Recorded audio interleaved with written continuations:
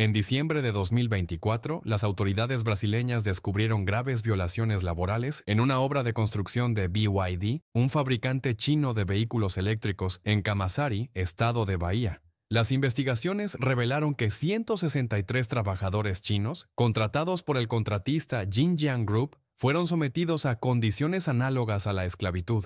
Estas incluían viviendas superpobladas e insalubres, confiscación de pasaportes, retención de salarios y horas de trabajo excesivas. Como veremos en este vídeo, el trabajo forzoso es una práctica recurrente de algunas empresas chinas y a medida que las corporaciones chinas amplían su capacidad de producción fuera de China, estas tienden a chocar cada vez más con las autoridades locales y las poblaciones de los países donde ocurren.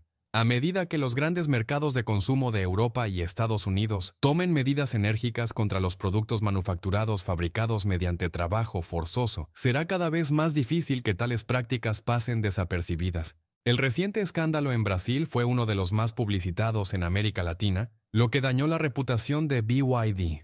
Como respuesta inicial, la automotriz rescindió su contrato con Xinjiang Group y reubicó a los trabajadores afectados en hoteles. La empresa manifestó su compromiso de cumplir con las leyes laborales brasileñas y dijo que estaba cooperando con las autoridades para abordar la situación. Pero más tarde, la empresa se puso a la defensiva. Un portavoz de la empresa, Li Junfei, rechazó las acusaciones, etiquetándolas como distorsiones destinadas a empañar la reputación de las marcas chinas. Cito: "Estas afirmaciones ponen en peligro las relaciones armoniosas entre China y Brasil". Fin de la cita. Efectivamente, afirmó además que los malentendidos y las diferencias culturales jugaron un papel importante en la controversia. Xinjiang Group, la empresa de construcción china, ha negado las acusaciones, atribuyéndolas también a malentendidos culturales y errores de traducción. Publicaron declaraciones afirmando que la descripción de sus empleados como esclavizados era inexacta. El Ministerio de Asuntos Exteriores de Brasil ha suspendido la emisión de visas de trabajo temporales para los empleados de BYD, y el Ministerio de Justicia está considerando revocar los permisos de residencia para los trabajadores afectados si se confirman las irregularidades. Este incidente ha ensombrecido los planes de expansión de la automotriz en Brasil, donde la empresa ha invertido mucho para establecer su mayor planta de producción fuera de Asia.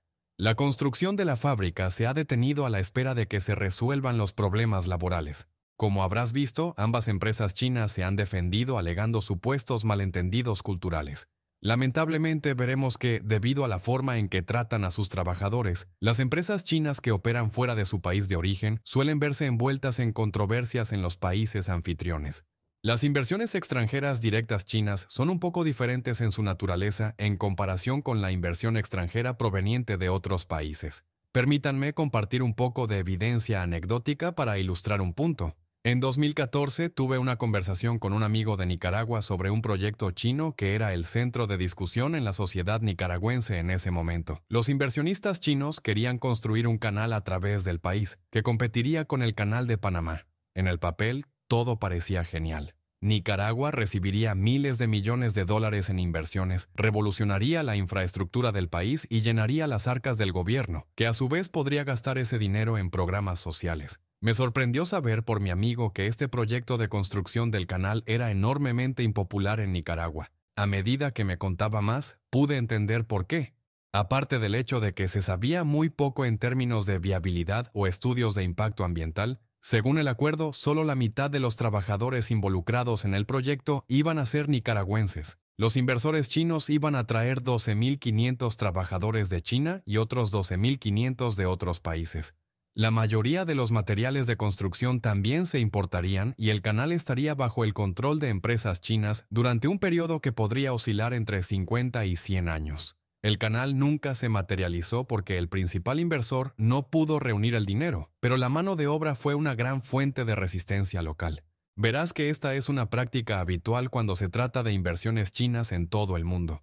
La profesora Yu Yong-yang de la Universidad de Illinois realizó un estudio en 49 países africanos. Encontró que las corporaciones multinacionales chinas en África a menudo son criticadas por contratar a expatriados chinos a expensas de los trabajadores nativos. Sin embargo, su estudio mostró que el número de trabajadores expatriados dependía de las condiciones laborales de los países anfitriones. En los países anfitriones con derechos laborales más débiles, la inversión extranjera directa china aumentó el número de trabajadores chinos expatriados, pero en aquellos países donde los derechos laborales eran más fuertes, esto no sucedió.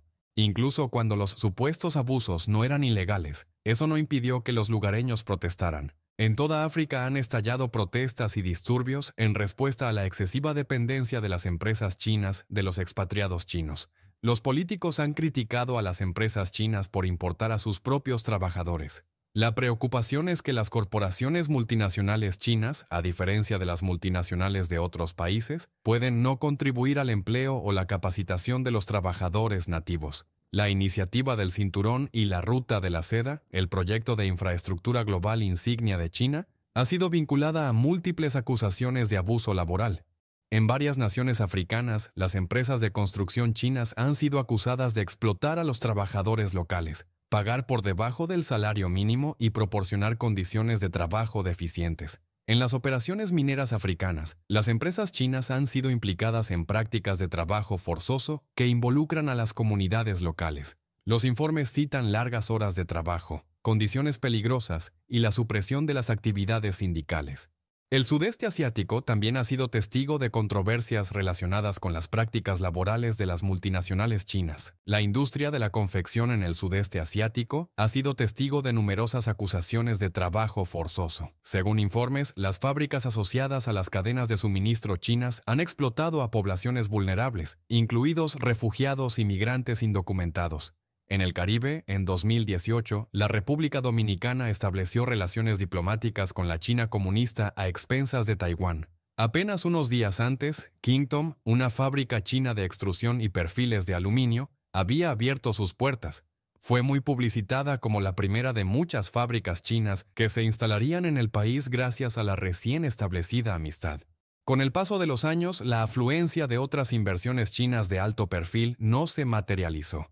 Y la única empresa que había llegado, Kingdom, ha sido sancionada al menos 2 veces por graves violaciones de las leyes laborales dominicanas. En 2022, la fábrica fue cerrada debido a prácticas que ponían en peligro la vida de sus trabajadores. En diciembre de 2024, las autoridades la cerraron nuevamente y se prohibió la entrada de todos sus productos a Estados Unidos después de que la Agencia de Aduanas y Protección Fronteriza descubriera que había utilizado a convictos y mano de obra forzada o en régimen de servidumbre para fabricar productos de aluminio. El principal problema radica en el hecho de que ciertas prácticas que son comunes en China son ilegales en el mundo occidental y otras regiones.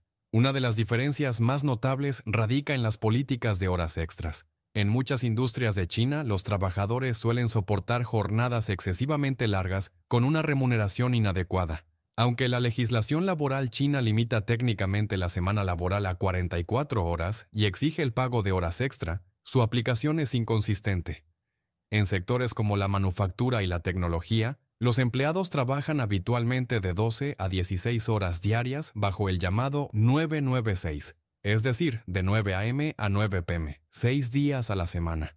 Los trabajadores chinos no tienen derecho a formar sindicatos independientes. El único sindicato legal es la Federación Nacional de Sindicatos de China, controlada por el Estado, que prioriza la estabilidad por sobre la defensa de los derechos de los trabajadores. Las huelgas independientes y las protestas laborales suelen ser reprimidas. Aunque la legislación china prohíbe el trabajo infantil y el trabajo forzoso, estas prácticas persisten en ciertas regiones e industrias. Las investigaciones han revelado casos de niños que trabajan en fábricas, a menudo en condiciones peligrosas, y han surgido informes de trabajo forzoso, en particular en el caso de minorías étnicas como los uigures en Xinjiang.